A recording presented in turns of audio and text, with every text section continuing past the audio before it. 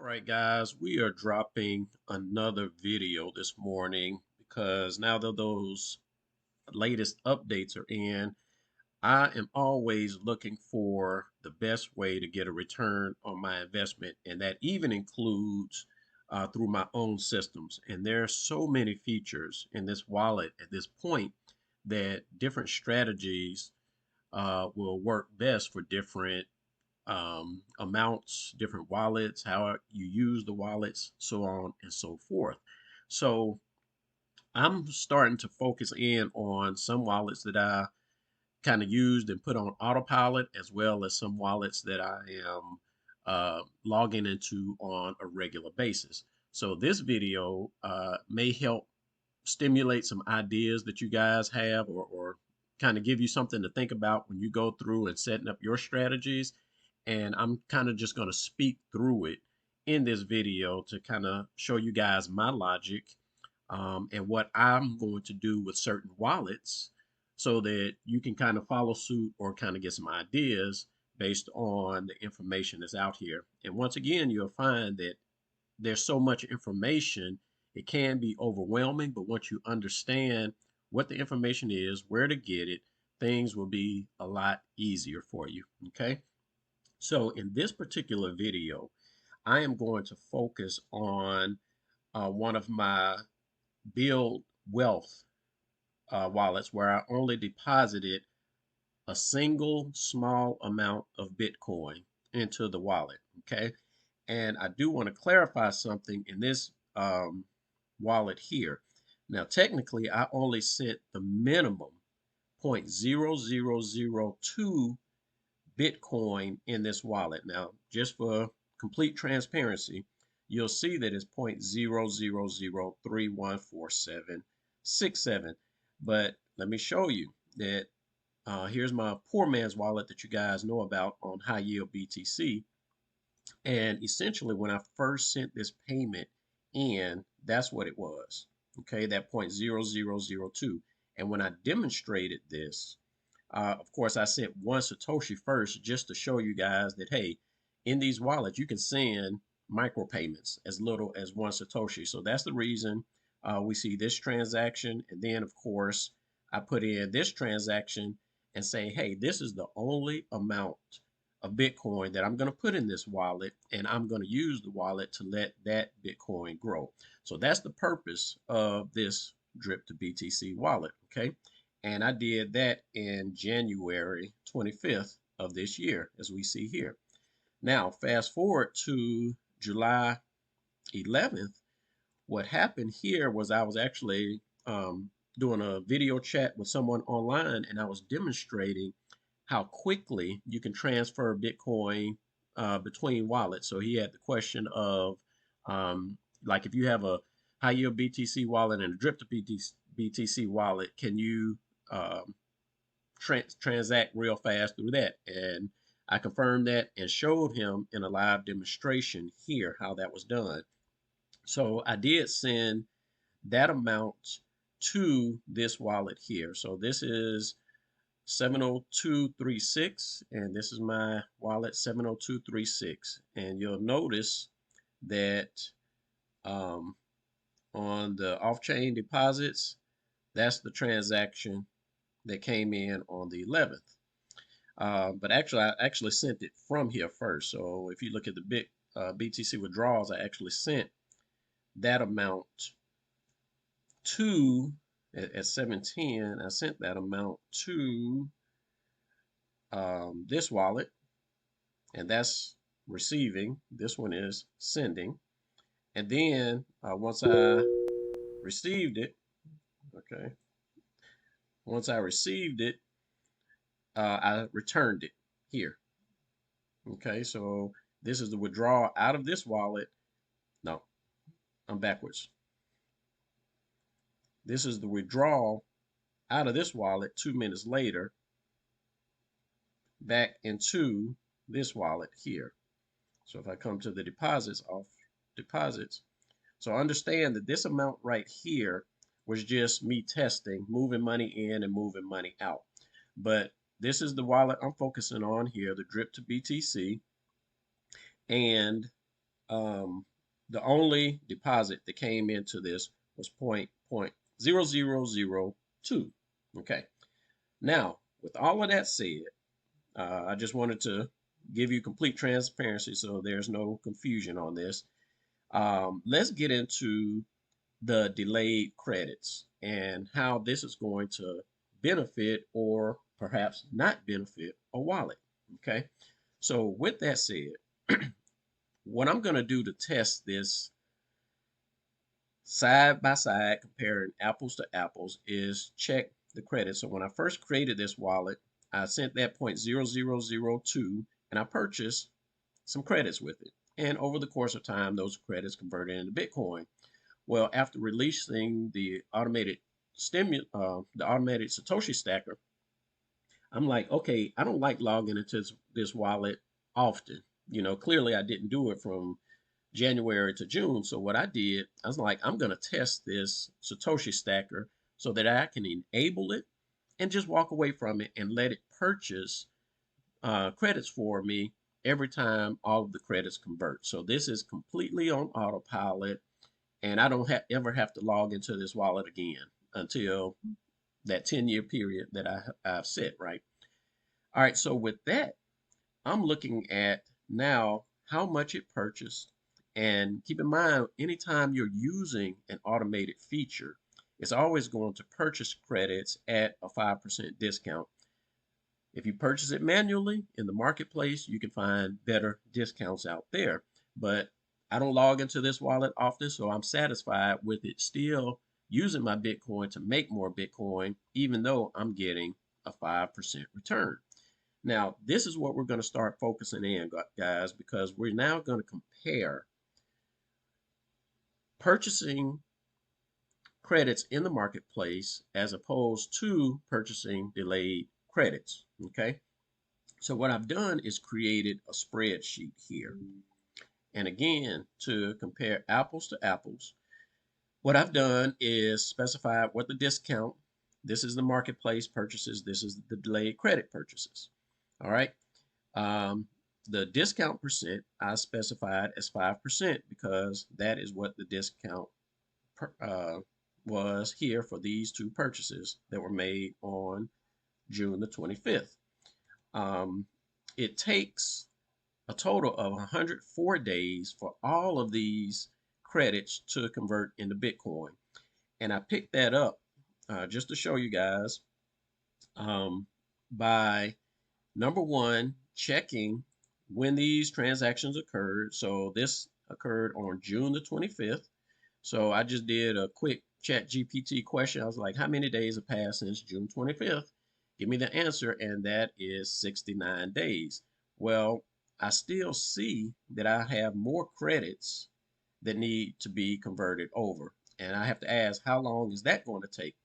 So I just come down here and say, hey, how many credits are being converted on a daily basis? So for this particular wallet, each day it looks like a trend of about 25, 26 cents. So let's say 26 or 25 cents.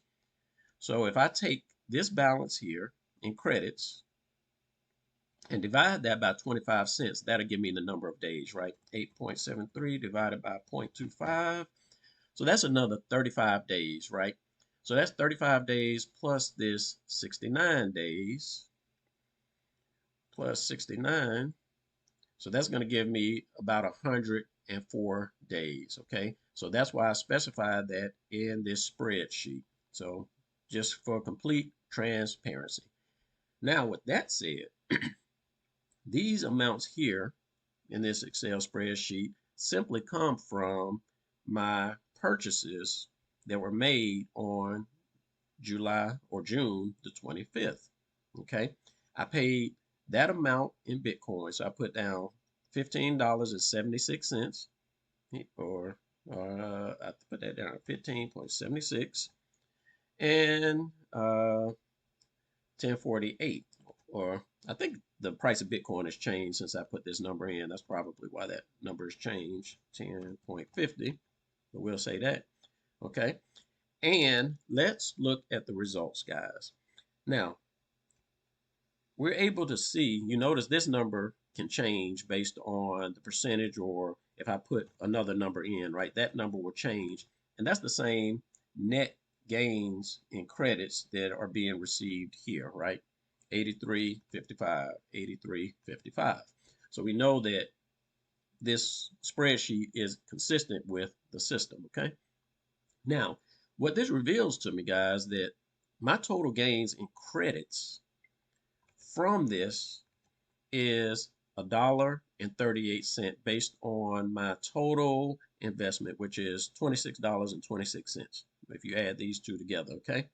Now, that's my net gains in credits, but it takes 104 days for that 20 something dollars plus that to convert into Bitcoin. So if I didn't purchase any more credits, it would take 104 days for all of those to convert that additional 138, and that leaves me with monthly earnings in Bitcoin of about 40 cents. Okay.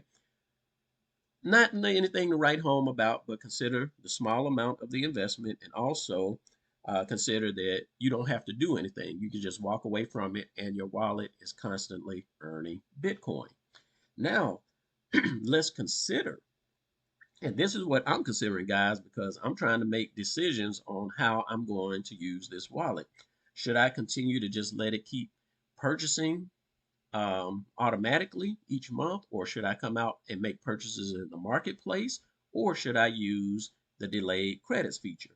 So when we run these numbers here on the delayed credits, this is the amount I paid in Bitcoin, which comes from these two amounts here. Okay, those two amounts added together. Now, when this kicks out at the end of 30 days, that's about a month's time. So that's going to kick out $1.31 a month from this $26.26. Whereas using the marketplace, or at least the automated Satoshi stacker part of the marketplace, where I get 5% discount, that's kicking out 40 cents a month. Okay, so we see the difference here. That's a clear difference, which lets me know, hey, bruh, I need to go ahead and participate in this delayed credits purchase. Now, let's also compare that with not using the automated Satoshi stacker, but coming out here manually, so to make purchases in the marketplace. So if I come out to the marketplace and I want to make some purchases, I see that the top discounts out here are 10%. Okay. And that's cool. That's a lot better than 5%. So let's come out here and see what the rates I would get if that was 10%. All right. So at a 10%, let's assume now technically, since we'll be getting more credits, that the estimated date for all those credits to convert will probably increase a little bit, but just be aware of that. But let's go ahead and stick to that 104 days right now. All right. And we'll see that would give me a net gain in credits of $2.92, but my monthly earnings would be 84 cents compared to what I'm receiving through the delayed credits. And keep in mind, with delayed credits, if it pays out in Bitcoin, number one, I get my Bitcoin with extra Bitcoin. And if it pays out in credits, I get even more credits. Okay. As opposed to that $2.92 worth of credits, I'll be walking away with $5.25 worth of credits. Okay. So this is letting me know, hey, this right now for this particular wallet is the best play. So right now I'm sitting on $16 and some change in this wallet that I would typically continue to let automate each month and purchase credits through the marketplace through the automated feature. But this is worth coming in maybe once every month or once every 3 months or so, just to come out here and buy some delayed credits, because I am getting a better return on that. Okay, so let's see if there's anything that I need to mention that I'm missing here. Let's just run some other numbers. Let's see if there were some 15% discounts out there. Well, if there's a 15% discounts out there, that's comparable with what the delayed credits is kicking out. But let's also consider the number of days. Let's say that jumped up to 120 days, right? Because that's a possibility. Or it might jump down lower depending on how you use your wallet. If you're consistently making purchases, so on and so forth. But for me, it is clear that this is an option, a better option to purchase delayed credits. Also notice, guys, that with this update, you don't have to purchase credits within 30 days. As long as you have purchased credits over the course of time in your wallet, you can still make purchases of delayed credits. And the cool thing about this is note that, remember, this only had 0.0002 Bitcoin truly put into the wallet, right? But I've been able to make 0.00045 worth of purchases in credits. Now the amount that actually came out is that. That's how much I actually paid in Bitcoin. And you might be like, well, dang, bro. Well, if you only put in 0.0002, how can you make so many credits? Keep in mind, guys, that's how the system works. When you purchase credits, you purchase it at a discount. Those credits convert into Bitcoin. You can take that Bitcoin and buy it again. So you don't necessarily have to put more Bitcoin in to grow your Bitcoin, and you can continue to use your Bitcoin to buy more credits, so on and so forth. So that's how this number here is able to increase. And with that single 0.0002 deposit, right, I can make even more purchases of delayed credits as long as I have that allocation available and I haven't used it in making delayed credit purchases. So with this, and this is my assessment, my overall assessment after doing my research, and I'm just, like I say, sharing it with you guys to give you some ideas. I'm going to go ahead and make some delayed credit purchases. And what this is going to do 30 days from now is either going to pay me out in a higher percentage here in Bitcoin, or I will receive those credits. So I'll just go ahead and max this out, 15252, because by the time this comes back, this is going to come back in 30 days, right? Well, by that time, let's go back to the dashboard. Check this. I owe, or I'm getting $8.72 in credits that need to convert. And we ran those numbers to see that at 25 cents a day, it's going to take 35 days for this to convert over. So what does that mean? By the time this converts over, I would have already received back the amount of delayed credits I just purchased. But by that time, instead of having what, $16.87 worth of credits. Of course, this is in Bitcoin, but instead of having that amount, I will have that amount. So this is a benefit of using both features to purchase credits in the marketplace, because while those credits are converting, this delayed credits is also going to be working for me.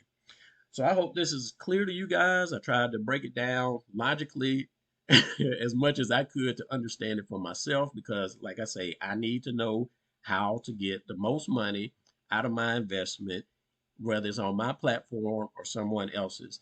And like I say, hopefully this kind of shares a light bulb moment for you as well. Oh yeah, guys, here's one other quick tip that might be helpful to you. I probably need to really dig into it a little bit more. Um, but it's going to take me a minute to do so because I'm going to have to watch it a while. But just for your information, let's notice the APYs that the credits are used to convert over. And that's an APY of 38% on this particular wallet. If I jump over here and look at my gifting wallet that I've traditionally used, I have a lot more credits to convert, and that conversion rate is much lower. But typically, guys, and this is my logical thinking, I really haven't run any numbers or tests or anything like that, but this is what I'm thinking logically, is that any conversion APY, now it's good that credits are converting over because that's Bitcoin working for you. But anything below 60%, I should be using the delayed credits feature.